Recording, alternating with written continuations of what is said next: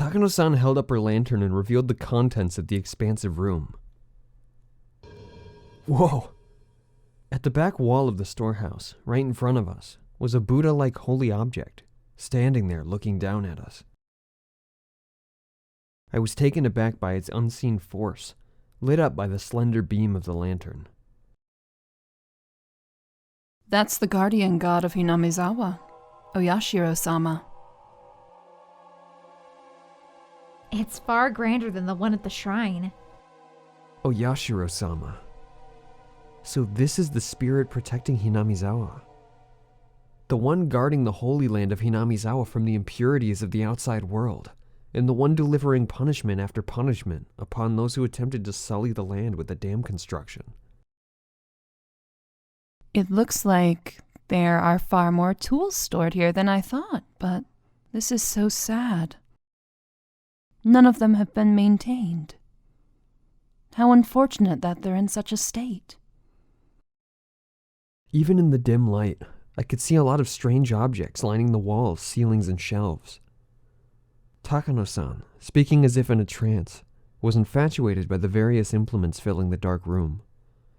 They weren't very festival-like or traditional, but instead, this was more like the workshop of a blacksmith or a carpenter. There were a lot of large wooden and metal tools packed in here. Putting it bluntly, it was all pretty boring stuff. I'd imagine there would be more artistic things in here from the Heian period, but these are a far cry from being cultural artifacts. My expression betrayed my dashed hopes, and they caught on right away. Oh, is this not interesting for you? I'm not into literature or art, so I can look at this stuff, but I don't really understand its value. Keiichi-kun, you really do look like you don't get it. I guess that's only natural. Takano-san reached into a paper bag that she'd been holding the whole time, took out a worn scrapbook and began to flip through it. Then just for you, Keiichi-kun, I'll tell you an old story. It's a common tale in this region. If you go to the library, it would even be on their recommended reading list. Telling stories? In such a dark, creepy place? She must have a horror story in mind.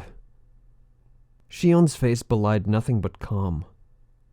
If she had the same personality as Mion, she'd have found fault with me being scared.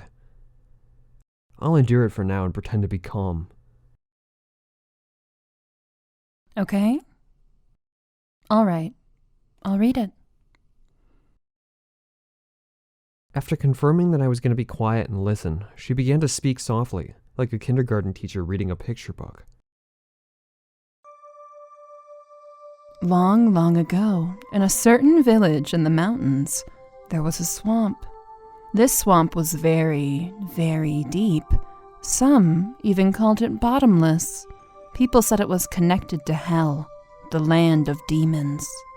The rumors said that it was deeper than the ocean, and that anyone it swallowed would sink into the underworld, a bottomless swamp. Its name was Onigafuchi. Wait. I thought back to the story I heard yesterday, about the sacrifices sinking in the bottomless swamp. Could that be the swamp she's talking about? So then the village was Hinamizawa, right? You catch on quickly. That's right. Though it was called Onigafuchi Village at the time. Onigafuchi Village. That's a pretty inauspicious name. It evokes quite the image, doesn't it? I hear that the name was changed in the Meiji period.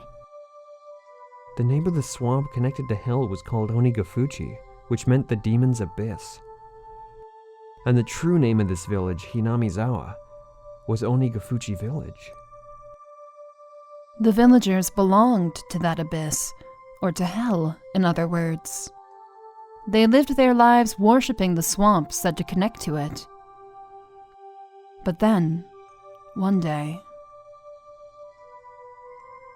demons began to appear, one after the other from deep in the swamp. The villagers feared. that hell was overflowing. The demons mercilessly attacked the villagers. They could only watch in fear. So, did someone exterminate them? Unfortunately, there is no Momotaro or Superman in this fairy tale. Then, did they get the whole village together to fight them? Heavens, no. The villagers weren't nearly strong enough to fight on equal terms with the demons. Then, the only recourse would be to flee the village. They couldn't do that either. To the villagers, it was their beloved homeland. It didn't matter how terrifying the demons, they wouldn't have run away so easily. Then, what did they do? Wouldn't they just get wiped out? Unable to fight, and unable to run. All they could do was wait for the village to be destroyed. Then, when everyone had lost hope, their god, Oyashiro-sama, descended unto them. I see. So Yashiro-sama came down from the sky and beat up all the demons then. You're such a boy, Kei-chan. You always jump straight to using force to resolve things. Shion sighed, a little annoyed. Embarrassed, I held my tongue. The thing about Oyashiro-sama, he wasn't a violent god who would beat them up like you're saying. He was a kind god, filled with love and benevolence. The strength of Oyashiro-sama descended from the heavens couldn't be compared to that of the demons. They didn't even fight. They simply prostrated themselves before his radiant authority. Oyashiro-sama urged them to go back to hell from whence they came, but the demons wept and challenged him, saying they could never return. The world of the demons, too, has harsh commandments. They claimed they had been banished from hell. Demons, who didn't have a place to go, neither in hell nor in the human world. Of course, they were at fault for attacking the village. They deeply reflected on it and were sorry. As the villagers conversed amongst themselves, little by little they came to pity the demons, and after talking with everyone in the village, they decided to live alongside them. A lot of fairy tales have them being exterminated or driven away, but you don't often hear one where they live in peace. You're right. Demons are supposed to symbolize all evils. A story where they decide to live together with humans is certainly strange.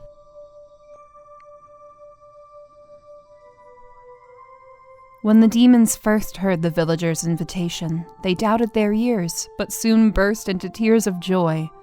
The villagers had given them a place to live. It was said that in payment for this good deed, the demons shared their many kinds of powers and secrets with the villagers. Oyashiro-sama was very pleased with this happy exchange. He gave the demons the bodies of humans so that they would be indistinguishable from the villagers. He himself decided to stay on the surface and watch over the everlasting peace between them. A land in which man, demon, and god live together. I had thought the word demon was a noun meaning evil that needs to be exterminated. A god may have mediated for them, but you don't often hear happy endings like that where both sides live in harmony. I see. I guess it is kind of interesting. Although the normal fairy tale ends there, it was revised quite a bit during the Edo period into a much longer story. After that, the humans and demons intermixed, and eventually there was no difference between them. So the demons ended up disappearing? No, not at all. Half of them stayed just as they were. The knowledge the villagers had received from the demons basically made them into something inhuman, what people call transcendent. They were well aware the power they had was heresy, and as those below worshipped them, they lived out their lives in secrecy. This story is the root of many derivative tales and pieces of fiction. It's the foundation, I mean. The basis. What do you mean by root? She means the part about the villagers having demon blood. What I mean is, all of the legends from around here are based on the premise that the villagers are descended from demons. There was a hint of amusement in Shion's face as she said that. It was like she wanted to say that she, too, had demon blood in her. Is there any proof, though? Maybe it's somehow rooted in historical fact beyond just fairy tales. Oh. Mayabara-kun, then do you believe that demons really did come out of the swamp and breed with humans? Well, it's not that I don't believe it, but when she said demon, she meant the ones from hell, but in ancient Japan, the word wasn't necessarily used to denote only that kind, right? The more well-known use involves the drifting foreigner theory. As the story goes, Westerners who were shipwrecked in nearby seas had such markedly different customs that they were called demons. Japanese people were relatively similar in appearance to other Asians, but everything about those from the West was different. Their physiques, their faces, and their skin color. In Japan, terms like red demon and blue demon evoke images especially of Westerners. Lacking in skin pigments, Westerners would sunburn easily and turn red. Being fair-skinned, I think blood vessels appearing on their skin would look blue too. A handful of accidental aliens would drift into Japan and came under persecution, being called demons. They would flee into the mountains to survive, turn into bandit groups, and attack villages for food and the like. How does that explanation sound? Maybe it's a bit childish. Takano gave me a weird smile when, having come up with such an impromptu hypothesis, I unconsciously followed it up with self-deprecation. Still, she didn't smile as if to make fun of me. It's not ridiculous. There are a lot of people who subscribe to the drifting foreigner theory. Even so, nobody actually knows what happened. Were they groups of foreigners who had turned to banditry? Or were they really demons who had come from the bottom of the world? Then, Takano-san, which one do you believe? The truth of the matter aside, I'd rather believe the more fantastic explanation. It's more fun that way, isn't it? Her answer made her sound a wee bit like a romanticist. Here I thought she'd reject unrealistic stories like that. Now then, this is where the fun begins. Takano-san brought an end to her storytelling and waits for a moment as if to tantalize us. Suddenly, Shion looked around as if something had caught her eye. Her head bobbed to and fro, like she was making sure nothing had changed. What's wrong, Shion? I'm sorry. Please don't worry about it. Shion pretended as though nothing had happened. Takano-san also made sure nothing had happened, then cleared her throat and broached the next subject. I explained that half of the villagers have demon blood. That blood, they actually say that it's the blood of the kind of demon that eats people. Man-eating demons? That escalated quickly. That blood still runs through the villagers' veins. They say that sometimes the blood awakens from its slumber.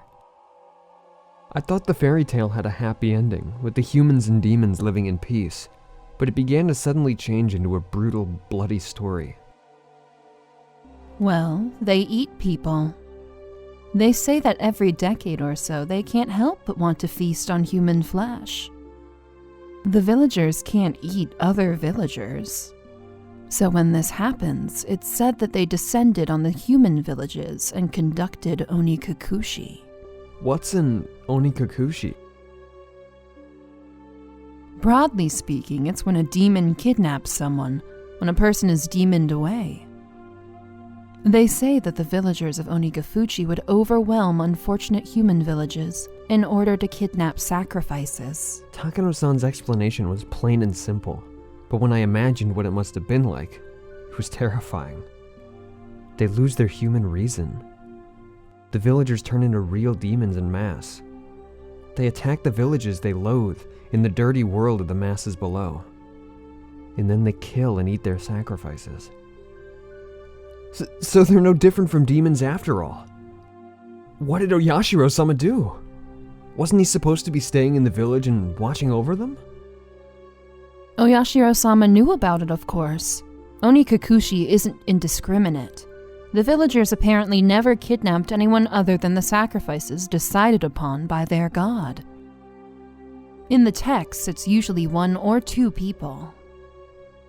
A village inhabited by those both human and inhuman. It was like the heartwarming episode's colors had inverted, like negative film, revealing the painful and ugly truth. So on the nights when they stole away villagers, they would feast on their kidnapped sacrifices, which is why the nights came to be known as Watanagashi. Watanagashi. Tonight's festival was Watanagashi. I just couldn't reconcile the fun festival with the horrible tale Takano-san was telling me. Watanagashi? Well, wasn't it about giving thanks to the futons we use over the winter or something? Kei-chan, Wata has another meaning, you know. It means entrails. Shion, who had been silent up until now, spoke up. Entrails? Oh, yeah, I guess that's true. Like fish guts. Wait, what? Like a jigsaw puzzle, the fun times I had today in Takano-san's grotesque tale clicked together in my mind. Watanagashi. So, gut spilling. I didn't think saying that could ever feel so nauseating. Yes. It's as you imagine, Mayabara-kun. Right now, the Watanagashi festival might just be a somewhat early summer festival occurring every June, but it used to be different. It used to be a ghastly, cannibalistic feast held on the night the villagers had collected their unfortunate dinner. That can't be true! I had no real reason to say that, but I couldn't help it. Mayabara-kun, you said that Watanagashi is a ritual about purifying futons, right? What do you think the futons, filled with cotton with wata, represent? Futons are futons! They're beds! They're things for sleeping in! What else could they possibly represent? I was rattling on, desperately attempting to deny the horrible festival that Takano-san was describing. Deep down, however, I found myself understanding all too well what she meant. Futons stuffed with cotton. If the cotton represented entrails in both pronunciation and meaning, then entrailed-filled futons would have to be humans. Why don't you think back to the offertory dance Rika-chan performed? Do you know what she was doing up there? No, I don't. I didn't even watch the whole thing anyway. Shh. Kei-chan, you're getting too worked up. Shion grabbed one of my ears, reminding me that this wasn't somewhere I should raise my voice. Even so, I still can't suppress this agitation I feel. Rika-chan was carrying a festival hoe. You've probably realized it already, but that's not a hoe for plowing fields. It's a tool for dissecting human bodies.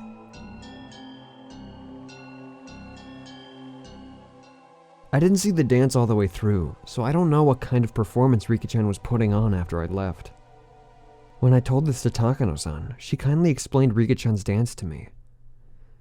To summarize what she said, after what I'd seen, Rika-chan would pierce the futons with that hoe, cut them open, and pull out the cotton inside.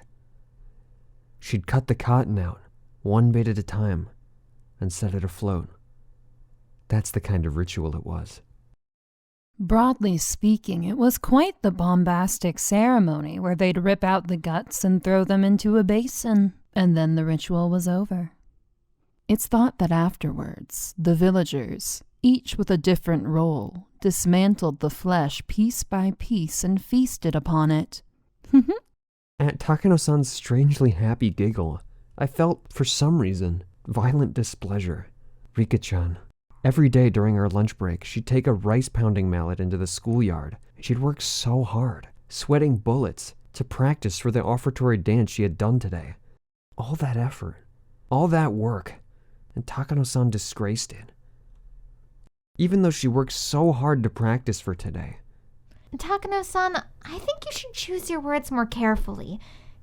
Kei-chan's pretty naive, so please don't tease him so much. A moment before I opened my mouth to express how angry I was, Shion stopped me. Shion must have been fully aware of how that story made me feel. I'm sorry. I thought you'd like a story with that sort of shock value since you're a boy. Takano-san spoke without a hint of malice as she smiled gracefully. After hearing all that, did you figure out what kind of stuff is in this storehouse, Kei-chan? See? Look. Shion pointed out one of the walls vaguely illuminated by the lantern's light. There was... mere moments ago they hadn't held my interest. They were just boring-looking tools lined up on the shelves. Ugh. All those uninteresting tools that I didn't understand how to use. They all suddenly took on a new meaning, and I couldn't help but let out a groan.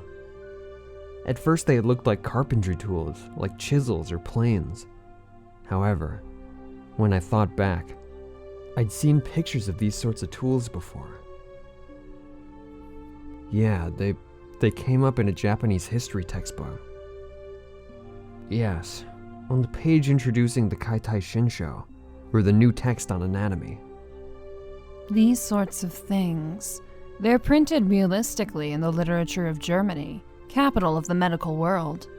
These aren't carpentry tools. These strangely shaped tools, they're for dissection.